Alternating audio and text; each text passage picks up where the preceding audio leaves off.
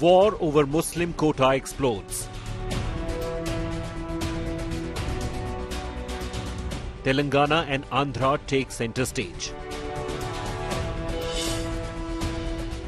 Owaisi warns of end of Muslim quota. Andhra Pradesh में Chandrababu Naidu sir झुका देंगे मोदी की चौखट पे। जनसेना चंद्राबाबू नायडू आंध्र प्रदेश में मुस्लिम रिजर्वेशन को निकाल देंगे। Naidu vows to keep quota intact in Andhra. కొన్ని స్పష్టంగా మన ఉద్యోగాలు 4%, yes, they are deserving, will protect. There is no second thought. ఎందుకు ఈ రోజు ముస్లిమ్స్ లో కూడా పేదరికం ఎక్కువ ఉంది.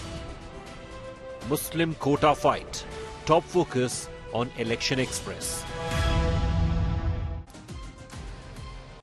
Good evening. You're watching Election Express here on India Today. I'm Akshita Nandagopal. Over the next 1 hour, we'll be rounding up all the big election stories of the day. And we're putting the focus this evening on what's playing out in the states of Telangana and Andhra Pradesh. For the last many weeks, we've been seeing this entire narrative over Muslim quota, over reservation on the basis of religion. It's now seeped down into politics in Telangana and Andhra Pradesh as well. We'll get you all the reactions coming in on the Muslim quota war. Let's begin with the headlines.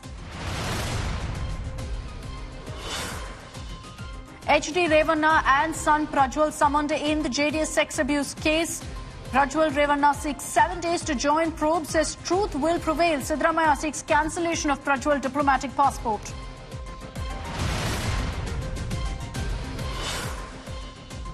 Suspense over Rahul Gandhi's Amethi fight continues. Congress says it will announce candidates for Raebareli and Amethi tomorrow.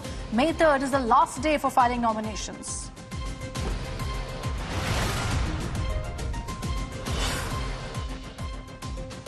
Telangana Chief Minister Revanth Reddy distances himself from Amit Shah fake video, says neither did he upload the video nor does he control the Telangana Congress social media handle.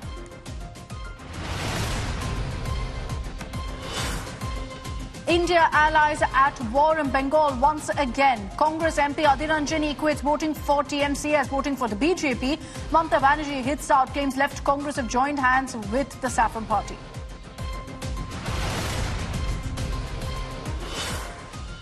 Panic spreads across Delhi NCR schools after massive bomb threat. Home Ministry says threat was a hoax. Probe reveals that the mails came from a Russian IP address.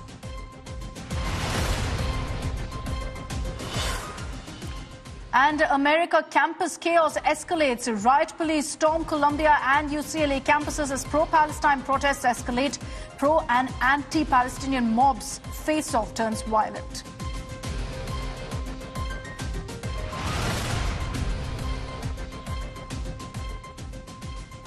In the two Telugu states of Telangana and Andhra Pradesh, we're witnessing a big showdown over Muslim reservation. Remember that there is Muslim quota currently in Telangana and Andhra. So let's take this state by state, focusing first on Telangana, where you had AIMIM chief Asaduddin Owaisi, who's of course in the poll fray from Hyderabad, saying that if BJP is voted to power, they will end reservation for Muslims and that Muslims will not have any quota in colleges or in securing jobs.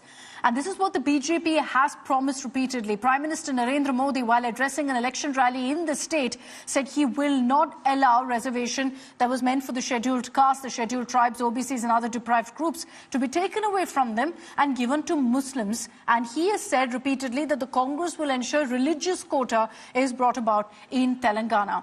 Now, the Prime Minister has also accused the Congress-led government of giving reservation to Muslims on the basis of religion and reducing quota for deprived castes. And this is something that's triggered a big political fight in Telangana. जब तक मोदी जिंदा है, मैं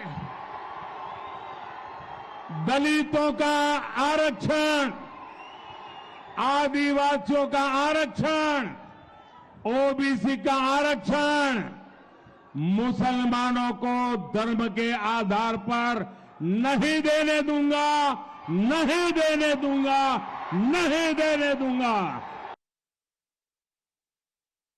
जो आदमी अपने ससुरे को धोखा दिया, वो जनता को धोखा नहीं दे सकता। क्या बात कर रहे हैं आप?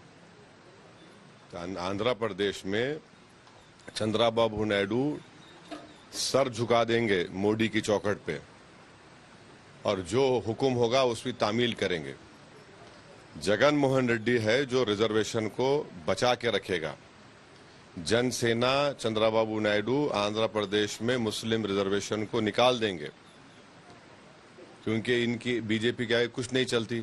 हमारे सहयोगी रहे या कोई रहे, मुसलमानों को धर्म के आधार पर संविधान ने दिया है आरक्षण का कोई अधिकार नहीं है। इसलिए ये सरासर इस भारत में एक बार टुकड़ा हुआ, दूसरे बार भी जो ऐसी तुष्टीकरण की राजनीति कर रहे हैं वो हिंदुओं पर कुटारा।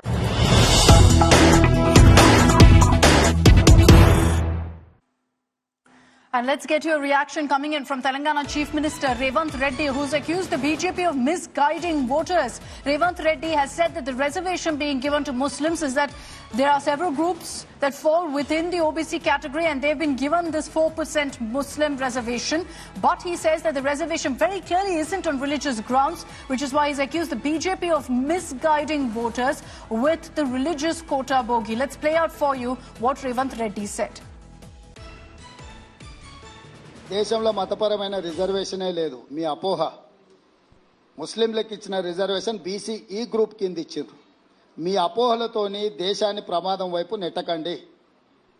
ఏబిసిడిఈ డి వరకు ఈ వరకు రిజర్వేషన్లు ఉన్నాయి. బీసీ ఈ గ్రూప్లో వాళ్ళకి రిజర్వేషన్లు ఇచ్చారు. ఈ రిజర్వేషన్ల కంటే చాలా ముందే దూదేకులకు వాళ్ళందరికీ కూడా రిజర్వేషన్లు ఉన్నాయి.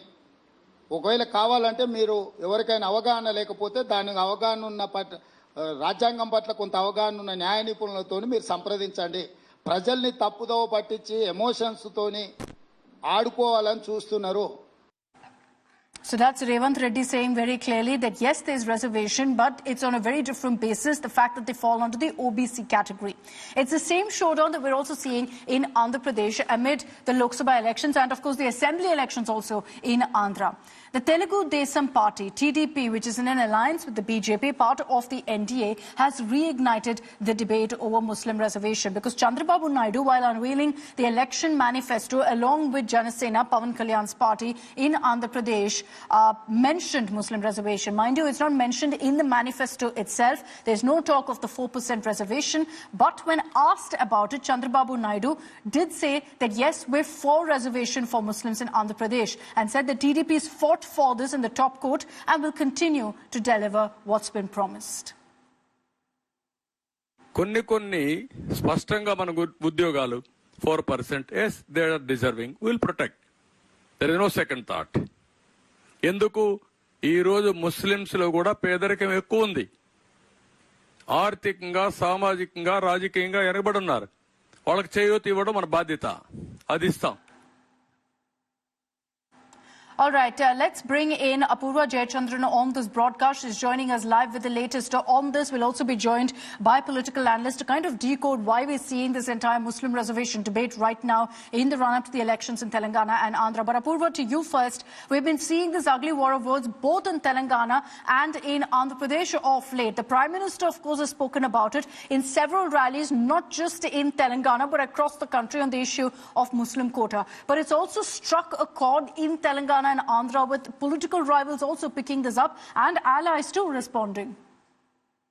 Well, yes, Akshita. In fact, it is quite interesting if you see, because not only here in Telangana, we had seen how just before the elections that had come up in December, we had the assembly elections. There were tall promises that were being made by the BJP in terms of the 4% Muslim reservation. That in fact they had, they hadn't agreed for the 4% reservation, which the BRS and the Congress had been fighting for the people of Telangana here. In fact, Revanth Reddy, the Telangana's chief minister, has also gone on to state that this is nothing but politics that is being played over the reservation of the people, and that this ugly war but must be put to a stop. That's what we're seeing the Telangana's chief minister, Mr. Revanth Reddy, going ahead and stating that. On the other side, in Andhra Pradesh, we're seeing how the Bharatiya Janata Party's ally there, Mr. Chandrababu Naidu, who is the Telugu Desam Party's president, he has gone on a record and stated that the Telugu Desam Party will continue to ensure that the 4% reservation mark is being, ensured for the Muslims and the minorities of the state. Remember, this comes at a time when the TDP has just joined in a newfound alliance with the Janasena and the Bharatiya Janata Party. It's a tricky line for them to kind of ensure that they keep everyone happy, but at the same time, of course, a vote bank that is crucial to them. Let's take a look, and Apurva, I'd like to thank you for joining us with those details. Let's take a look at what each party has had to say. It, of course, started with the Prime Minister and the BJP maintaining that they will put an end to Muslim quota because they're saying that the Congress wants to take quota from other castes, from deprived castes, and give it to Muslims. So that is the BJP's allegation.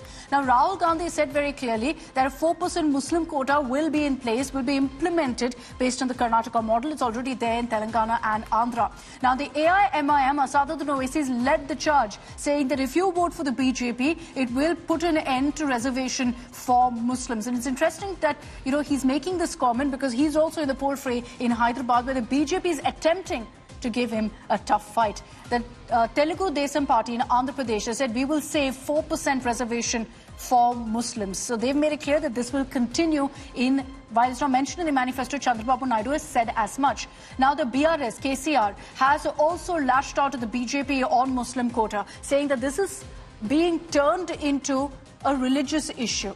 Let's bring in our political analysts on this broadcast. We've got Kinsuk Nag, political analyst, joining us live. We also have Sumit Bhattacharjee, who is the Andhra Bureau Chief with The Hindu. Good evening to both of you. Thank you very much for joining me. Kinsuk Nag, if you could first explain to us, when did this quota for Muslims actually come into force in Telangana and Andhra now?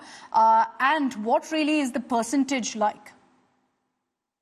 I don't know the percentage and all, but the fact of the matter is that the Muslims are a very important part here. You have to start from the hypothesis that the BJP is a powerful party all across India, but in South India, it doesn't have much of presence. Yeah. So they have to capture the South Indian states.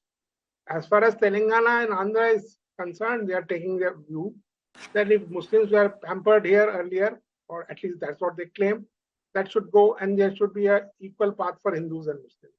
And that's why they are trying to do away with the reservation and pointing out that reservation for Muslims is not the same thing as reservation for OBCs. After all, the voting will be between OBCs and Muslims only.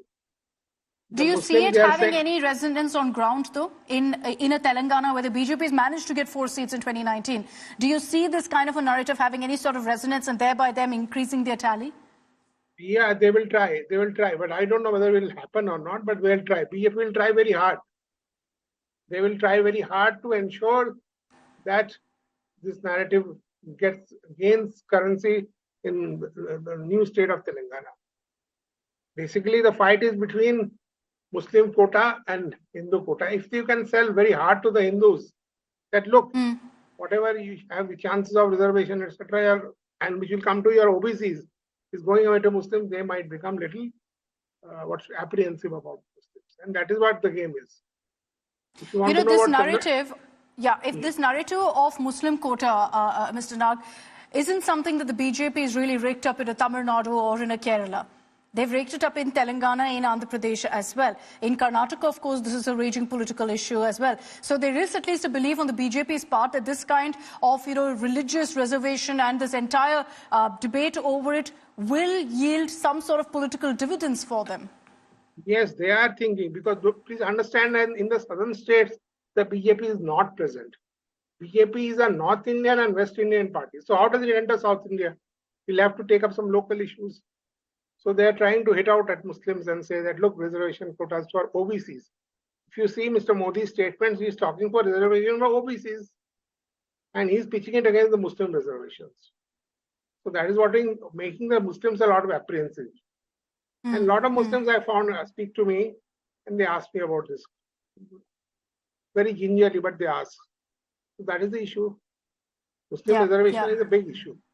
I'm not saying that Asaduddin Owaisi will get all the votes, but the fact is, and Mr. Naidu, as you know, has played a very double game. I want to talk about Andhra as well. Yes, I'll get to Andhra in just a bit. Let's just take a look at some other political reactions also that have come in on this, because this, as I said, has become a big national talking point. I don't know why Modi is telling lies. See, he's making an allegation. The Karnataka government is giving reservation to Muslims. Muslims. Is it a fact? प्रधानमंत्री को जानकारी का अभाव है। अभी कर्पूरी ठाकुर जी को उन्होंने भारत रत्न दिया, लेकिन उन्हीं के विचारों को वो विरोध कर रहे हैं। जब पहली बार कर्पूरी ठाकुर जी मुख्यमंत्री बने थे, तो जितने भी सामाजिक तौर पे पिछड़ी जातियां थी, चाहे किसी भी धर्म के हों, सबको पहली बार आरक्षण मिला था। इसमें तो जनता दल यूनाइटेड के नेताओं से पूछो ना कि वो इस पे क्या कहते हैं।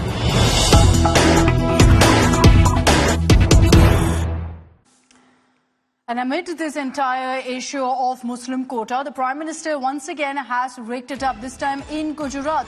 And he's dared the India bloc to come out and say that there will be no religion quota, saying let the opposition declare it. He has said, Prime Minister has again maintained that SC, ST, OBC quota will stay till Modi is there. And this is largely to kind of also ensure that the record is set straight over a narrative and fake videos doing the rounds that quota will come to an end if the BJP returns to power for caste groups, OBC quota, SC, ST quota. And that's where the Prime Minister has clarified. He's also maintained very clearly that the opposition plans to bring in religious reservation. मैं डंके की चोट पर कहता हूं उनको, और मैं दुनिया और देश के सामने रिकॉर्ड पे कह रहा हूं, भारतीय जनता पार्टी को जब तक बीजेपी है, जब तक मोदी है, बाबा साहब आंबेडकर ने, भारत के संविधान ने एससी, एसटी, ओबीसी और सामान्य वर्ग के लोगों को जो आरक्षण दिया है, उसकी पूरी रक्षा की जाएगी। उस पर कोई कभी चोट नहीं आने दी जाएगी। और जो लोग धर्म के आरक्षण नाम पर देना चाहते हैं, वो घोषित करें, क्योंकि उन्होंने आंध्र में प्रयोग कर चुके हैं, वे कर्नाटका में प्रयोग कर रहे हैं।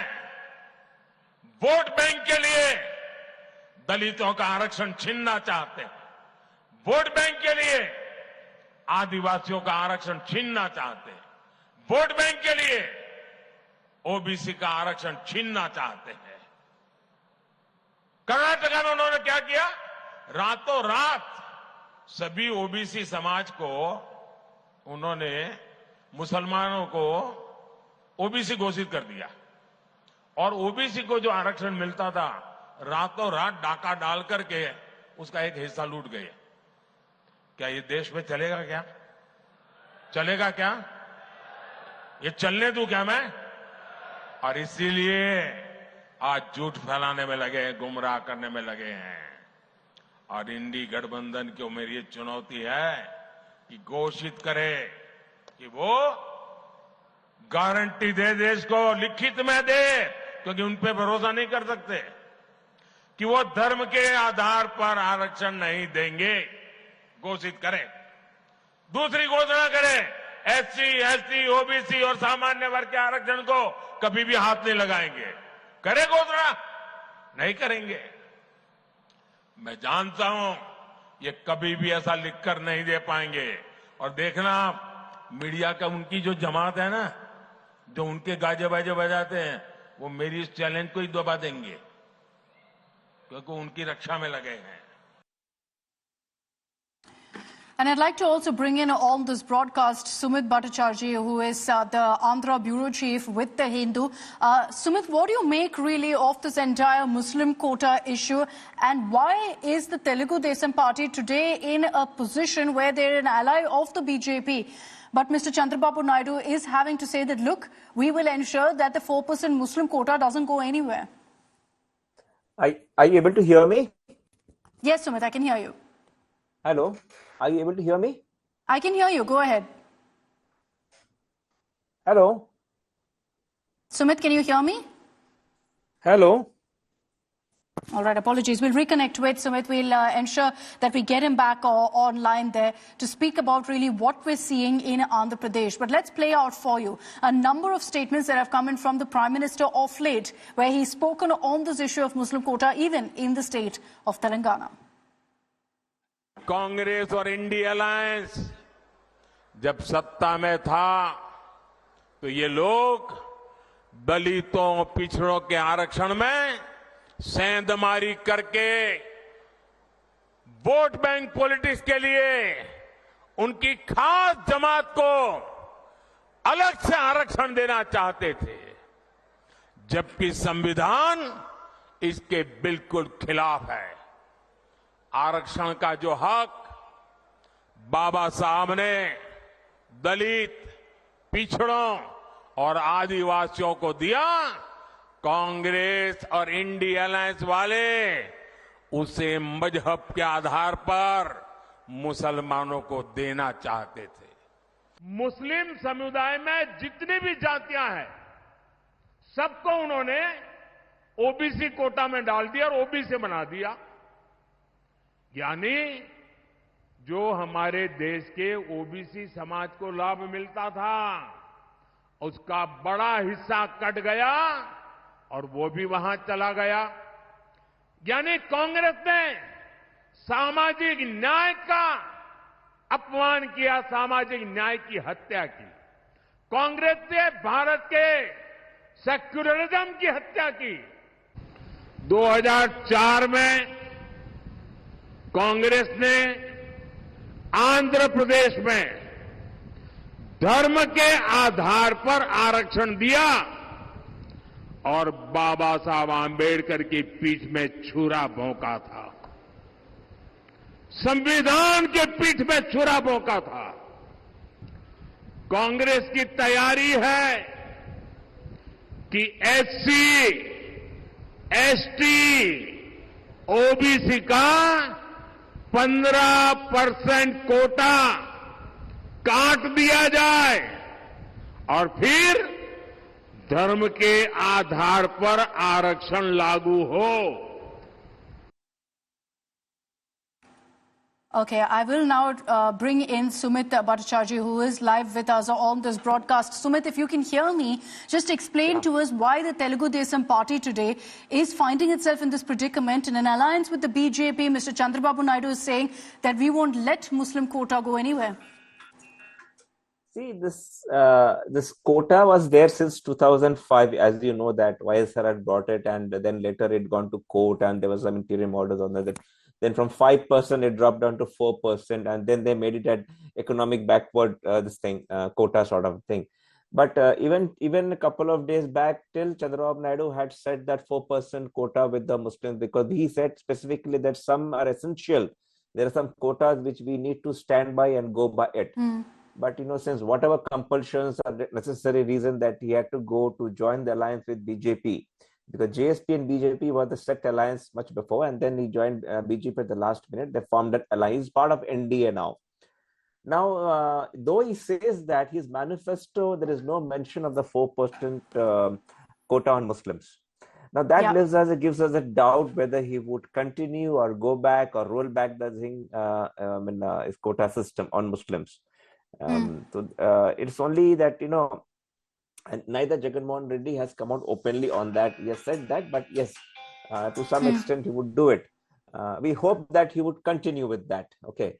But as far as Chandrababu Naidu concerned, he's left an element of doubt that whether he would continue with the quota or not, because his manifesto does not indicate. Is it also crucial, Sumit, to the TDP's win or their performance? How really have they fared as far as the Muslim vote goes in Andhra?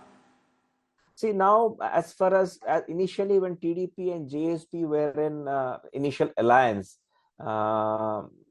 their Muslim share, I feel, was pretty good enough, because TDP had a secular image because they went with the quota system and all that, and they had some good number of Laljan Basha, some top leaders in the TDP were with them. But then what happened was, they joining the BJP at the last minute I feel might have dented their image to some extent, in their secular image to some extent among the Muslim voters. As far as Andhra is concerned, it could be close to 9.5 to 10% of Muslim voters across the state. But there are some constituencies like Kadapa and other places, some places in Vijayawada Central, in assembly segment in Vijayawada, which are like, or Visakhapatnam South in Visakhapatnam, are quite dominantly Muslim population is there. Now, how far they would react to it? Already they were in tie-up, and they were already following the YSSCP to a large extent. But Naidu already had a chance to woo them back. But whether this alliance would impact to some extent, it would impact, I think, to some extent, that they would lose faith, because obviously BJP. So this comment perhaps comes in the back of that, because of the alliance, and hoping that there's no sort of backlash because of that. That's why you've got Chandrababu Naidu now saying that, look, we're not going to let this quota go anywhere. Thanks very much, Sumit, for joining us with your analysis and your perspective of what's really happening in Andhra Pradesh. We'll see in the next few days whether this actually resonates on ground, becomes a bigger election issue as well. And while talking about what's really happening in Telangana, remember that the Amit Shah fake video controversy has led to a big showdown in Telangana, because Telangana Chief Minister Revanth Reddy was issued a summon. He didn't turn up personally, but he did send his legal team to appear before the Delhi police. And here's what we've picked up. Revanth Reddy has communicated to the Delhi police that the Telangana Congress Twitter account isn't controlled or handled by him. He is the Telangana Congress chief, which is why the summon was issued to him. But Revanth, through his legal team, has said very clearly that he uses only two Twitter accounts. One, the Telangana CMO, and second, his own personal Twitter handle. And that's why he didn't post anything from the Telangana Congress handle, and thereby washed his hands off this entire controversy of that doctored video of Amit Shah on caste quota being shared by the Telangana Congress. He's also sought for more time from the Delhi police to appear. At this point, if you look at the investigation, a total of 3 people have been held in this case, and this is spread across the country. Jignesh Mevani's PA, one AAP leader, Congress Samajwadi Party leaders are being questioned as we speak. So there have been multiple arrests in Telangana itself. 5 Congress leaders have been summoned. Sir, आप legal cell में भी Congress party के involve है, आपको representative बनाया गया है इस पर्टिकुलर केस में रेवंत रेड्डी को रिप्रेजेंट करने के लिए। आज उनको दिल्ली पुलिस के आगे अपीयर होना था गैजेट्स के साथ, तो क्या स्थिति है अभी, क्या सिचुएशन है यहाँ पर? हमारा लीगल सेल का चेयरमैन पूर्णम अशोक गौड की कंसल्टेंसी से हम ये काम पूरा कर रहे हैं। आज तक जो हुआ उसके बारे में आप पूरा मालूम है, आपको पूरा मालूम है। हम तो जवाब दिए, 15 दिन तो टाइम एक्सटेंड करो बोल के हम रिक्वेस्ट करें दिल्ली पुलिस को।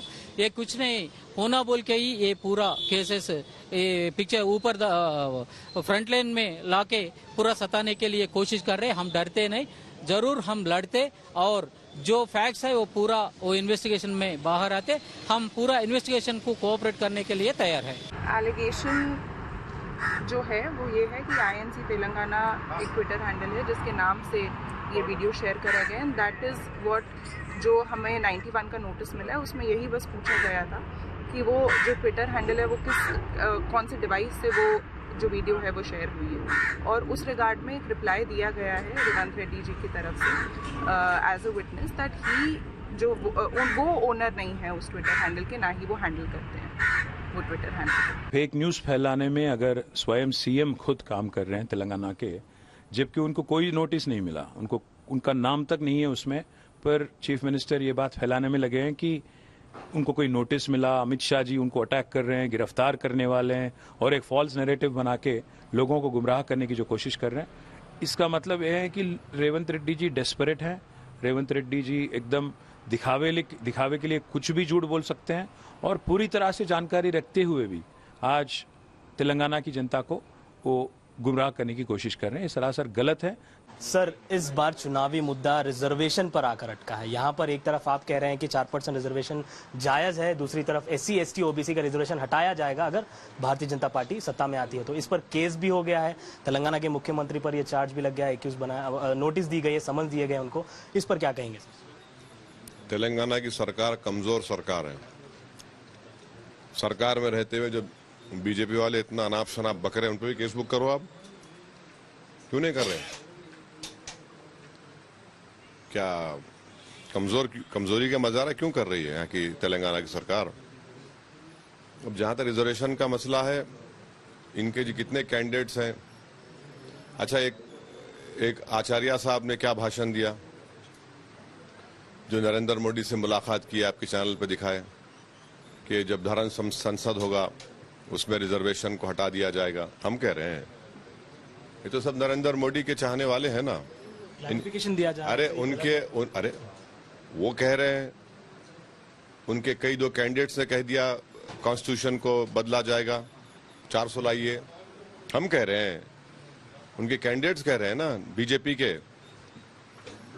कैंडिडेट्स कह रहे हैं। तो बताइए इसमें कंट्रोवर्सी क्या है? हाँ, ये हो सकता है फ्रॉइडियन स्लिप हो सकता है, वो बोल रहे हैं। इतना झूठ है। 10 साल पहले हम लोग रिजर्वेशन दिया हुआ है, किसी का काट के किसी को दिया हम लोग। आज भी हम क्या कह रहे हैं, हम पूरा ओबीसी के जनता जितना भागीदार उतना ही हिस्सादार।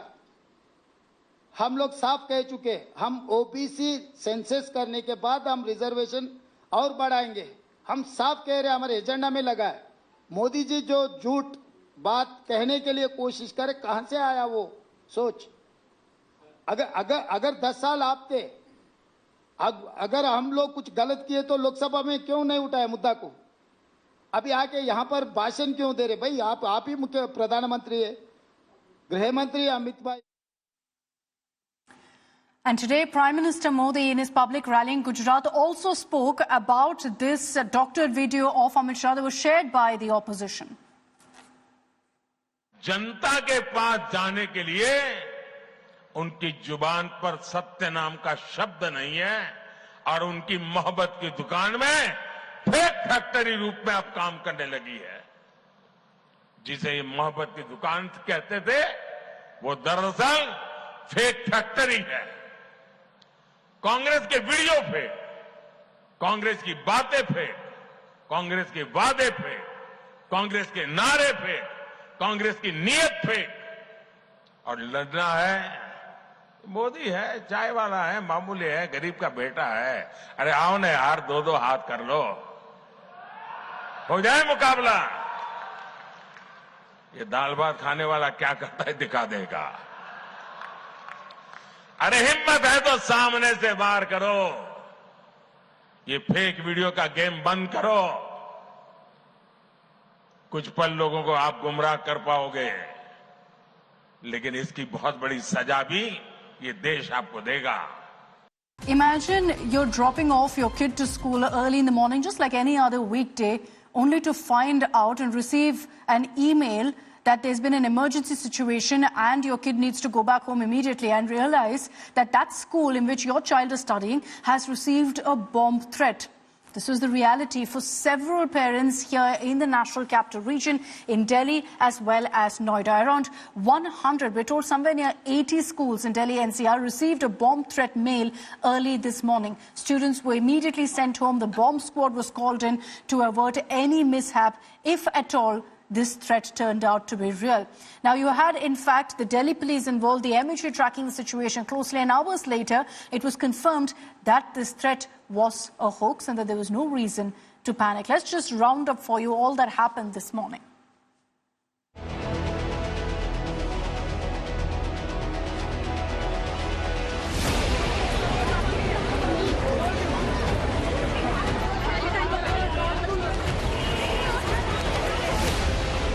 Fire of jihad lit in our hearts. There are many explosives in school.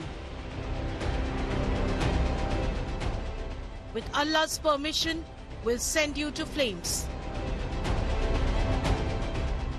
We will tear apart your vile bodies. We will tear your throats and mouths.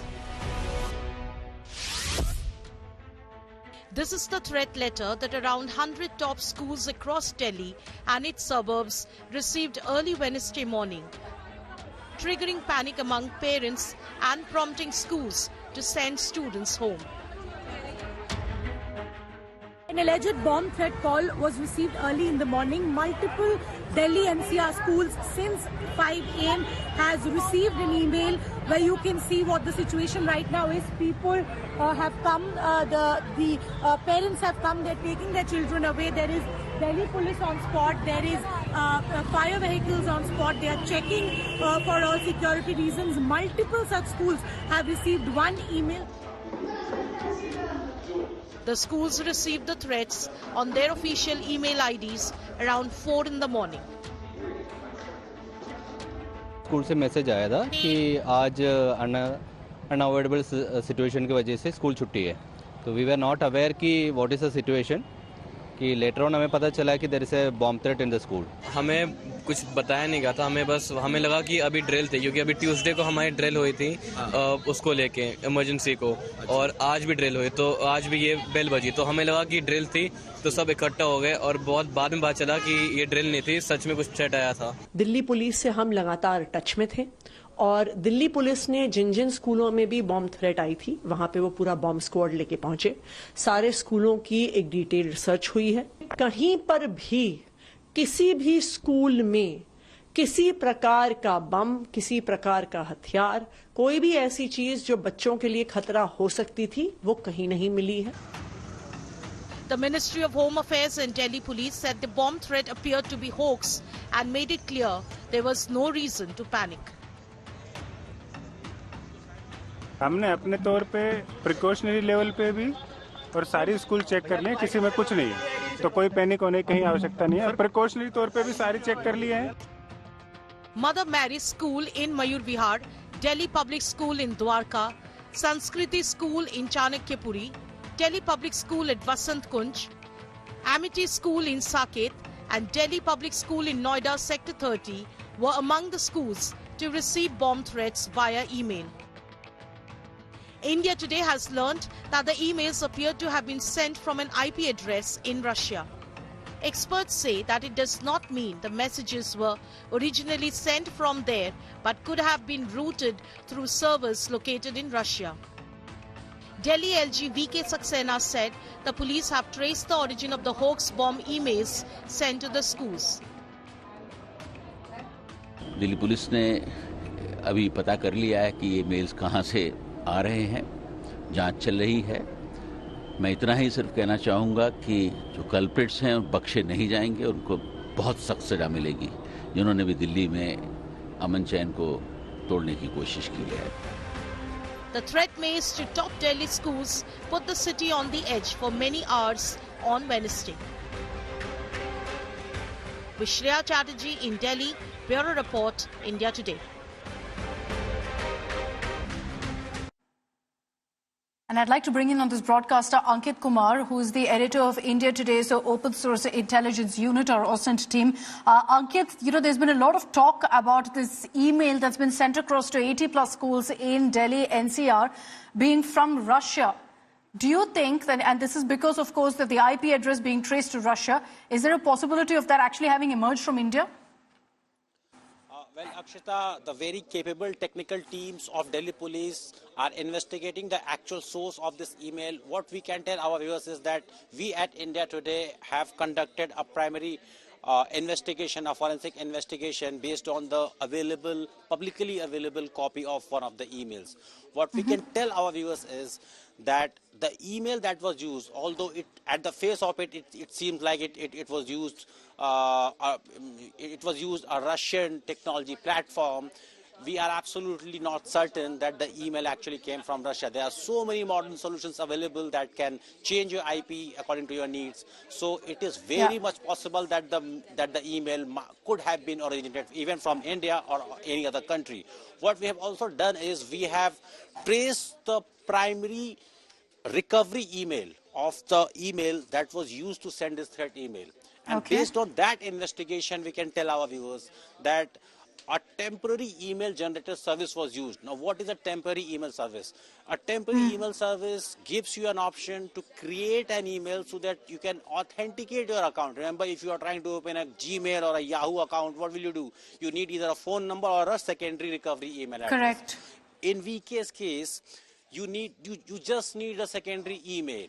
We now know that the recovery email was a temporary email. That does not exist anymore. This is the feature of these kind of services. So that we can absolutely... Okay, all right. Very, very interesting what you're telling us, and clarifying essentially there for our viewers that just because the IP address is Russian doesn't mean the mail has come from there. It could very much be from India. But we leave it to the investigators to find out the source of this particular email. Thanks very much, Ankit, for breaking down all the information that we have at hand and the possibilities of where this email actually originated from.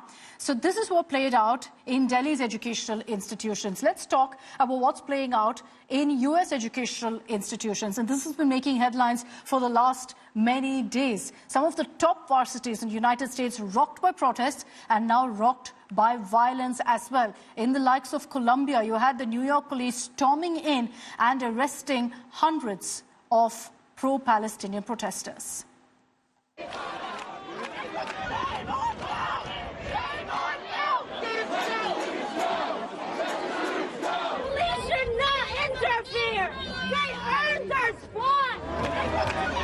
Clashes and chaos across US campuses. A violent confrontation broke out between pro-Palestinian protesters and Israel supporters at the University of California, Los Angeles.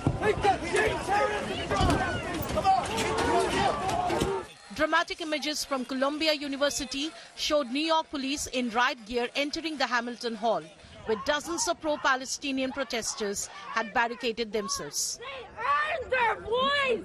They are the smartest, most enlightened! The police cleared the building and arrested over 100 protesters from Columbia University and City College in New York.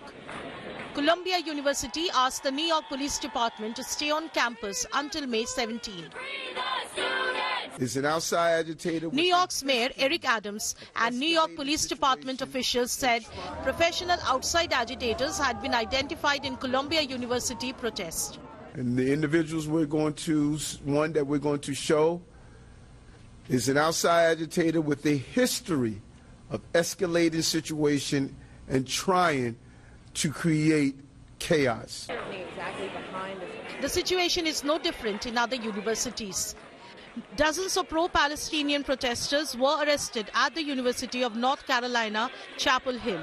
To disclose Dozens of faculty and staff members rallied at Stanford University to support pro-Palestinian protesters. The students are protesting against the Israeli offensive on Gaza. The war on Hamas began after the terror group carried out an attack on Israel on October 7, 2023. Bureau Report, India Today. And that's all we have time for on this broadcast. Thanks very much for tuning in. I'm leaving you with these images of President Draupadi Murmu visiting the Hanumangadi temple and offering prayers in Ayodhya. Anytime now, she's also going to be visiting the Ram Mandir. And this comes at a time when we've been seeing a lot of politics, especially Rahul Gandhi leading the charge and questioning why the president didn't visit Ram Mandir during the Pran Pratishtha. So these images, therefore, are going to lead to a fresh political battle. I'm leaving you with these images. Thanks for tuning in.